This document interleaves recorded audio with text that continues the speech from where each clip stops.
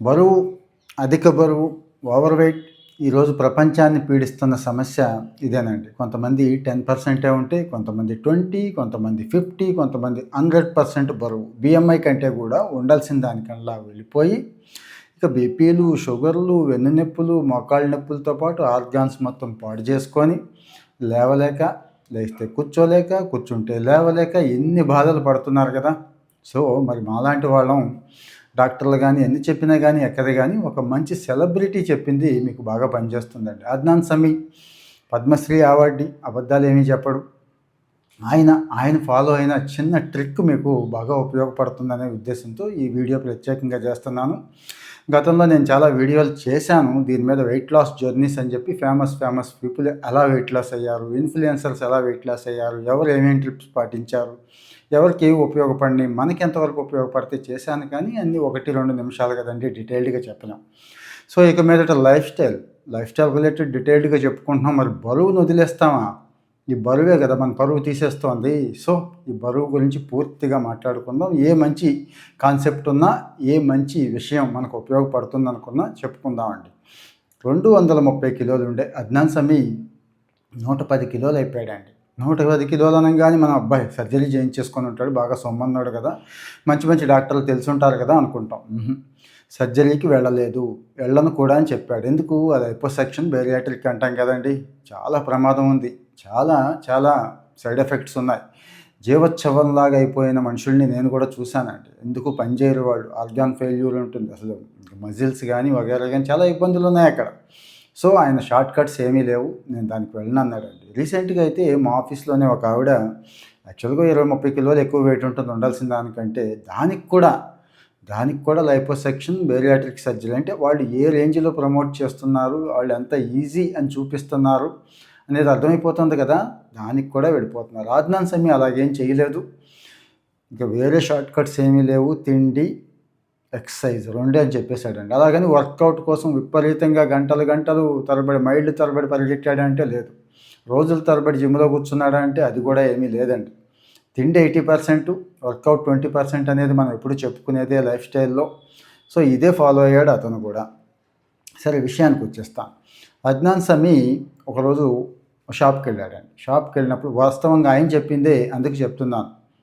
Open talks ఉంటాయి కదా, ఎవరికో ఒక ఇన్ఫ్లుయెన్సర్స్కి టాక్ ఇస్తూ ఆ చెప్పిన విషయాన్ని నేను మీకు గుర్తు చేస్తున్నానండి. ఒకరోజు వెళ్ళాడు, ఒక టీషర్ట్ బాగా నచ్చింది, మంచి బ్రాండెడ్ టీషర్ట్ చాలా ఉంది, కానీ అది ఎక్సెల్ సైజ్. అద్నాన్ సమీది 9XL అండి.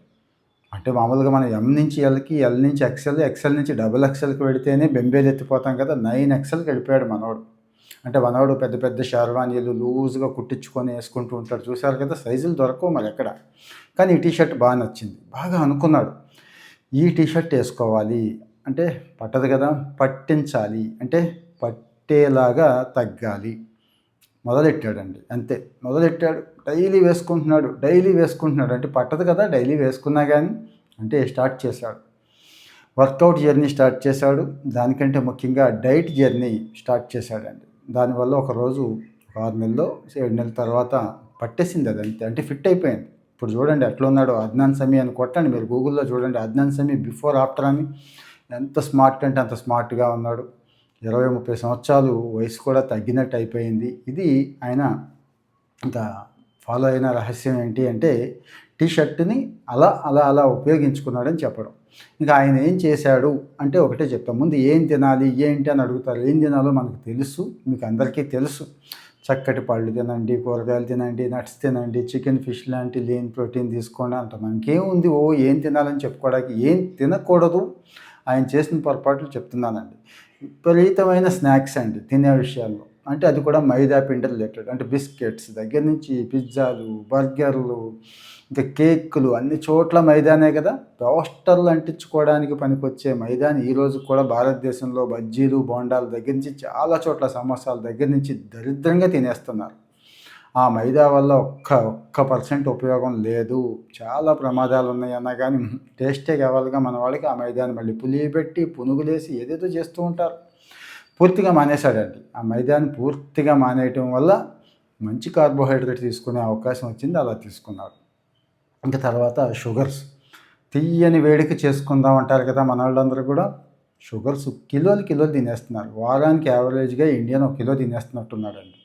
షుగర్ పూర్తిగా మానేశాడు. కొంతమంది స్వీట్లు మానేసామంటారు గానీ, కూల్ డ్రింక్స్, సోడాలు అసలు మానరండి.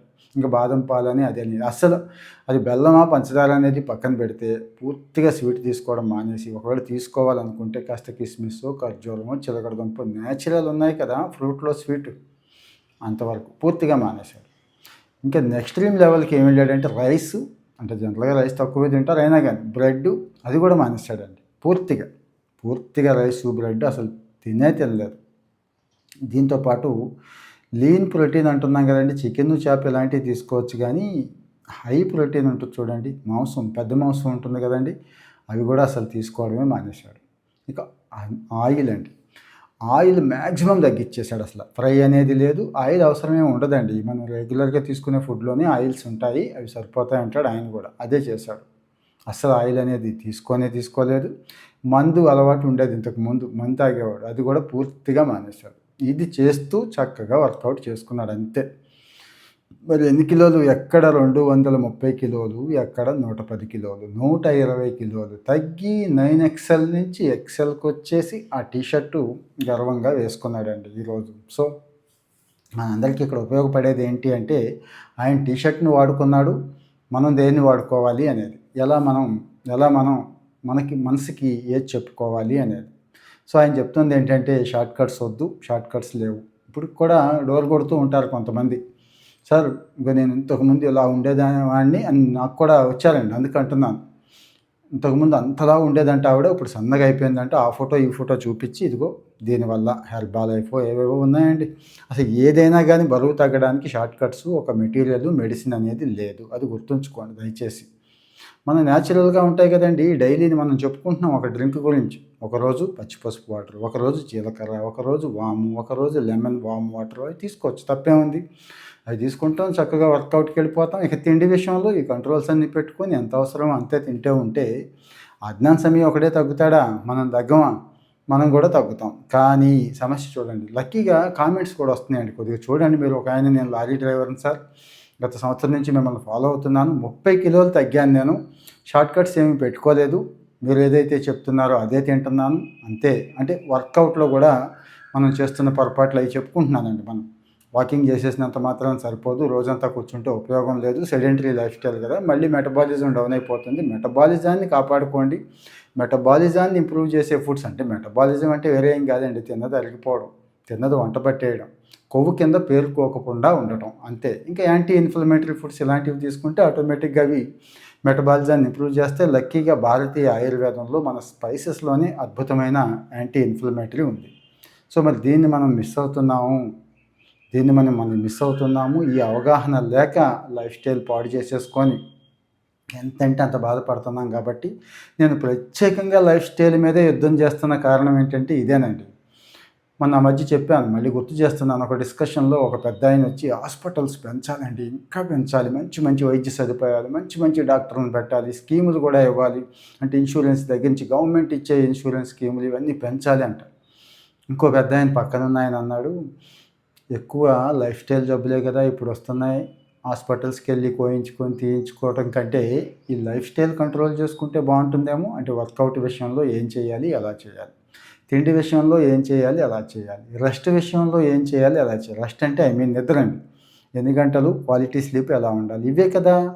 దీనికి హాస్పిటల్స్ పెంచేసి, ఎళ్లి హాస్పిటల్‌లో కూర్చొని బాధపడి అవసరం ఏముంది అంటాడండి. నాకు కూడా అదే అనిపించింది. ఆ రోజు నుంచి నేను దీని మీద ఎక్కువ ఫోకస్ పెడుతున్నానండి. చాలా ఎక్కువ ఫోకస్ పెడుతున్నాను.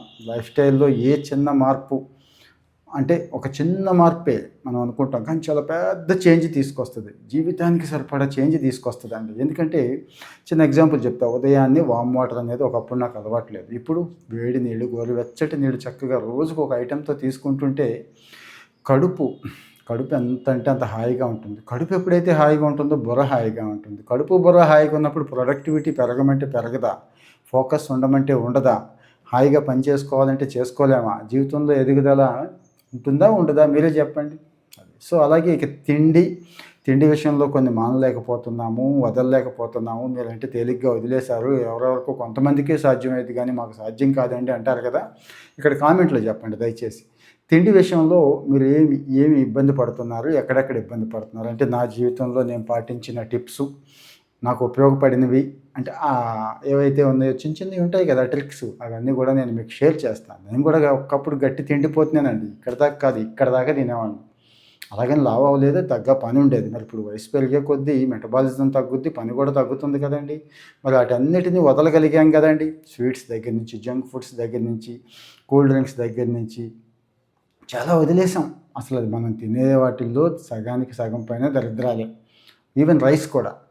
రైస్ కూడా మాక్సిమం 99% తగ్గిచ్చేసాం కదండీ! ఎలా సాధ్యమైందనేది నేను చెప్తాను. కాకపోతే కామెంట్‌లో మీ డౌట్స్ ఏంటో అడిగితేనే కదా నేను చెప్పగలుగుతాను. లేకపోతే చెప్పలేను. సో, దయచేసి కామెంట్ చేయండి. కొంతమంది ఈ మధ్య అడుగుతున్నారు, సార్ ఈ మధ్య వీడియోస్ కనబడట్లేదు అంటున్నారు. డైలీ 1, 2 నేను ఏదో ఒకటి చేస్తూనే ఉంటున్నాను. మీరు లైక్ కొట్టడం మర్చిపోతున్నారు. సో, దయచేసి లైక్ కొడితే ఇది మంచి సమాచారం అని మీకు అనిపిస్తే ఇంకో 10 మందికి వెళుతుందండి. వాళ్ళు చూస్తారు, వాళ్ళ జీవితాన్ని బాగు చేసుకుంటారు. అంతకుమించి ఏమీ లేదు. సో, మరి ఇంకో మంచి కాన్సెప్ట్‌తో మళ్ళీ మీ ముందుకొస్తాను.